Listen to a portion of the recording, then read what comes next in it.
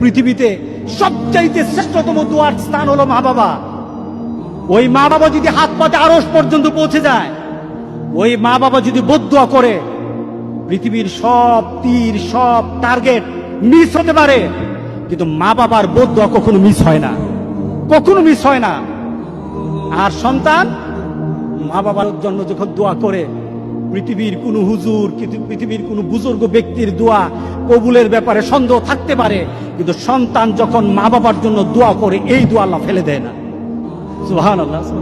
কারণ মা বাবার এই দোয়াটা শিখিয়ে দিয়েছেন স্বয়ং আল্লাহ সুবহানাহু ওয়া তাআলা, রব্বির হামহুমা কামা রব্বায়ানি সাগীরা।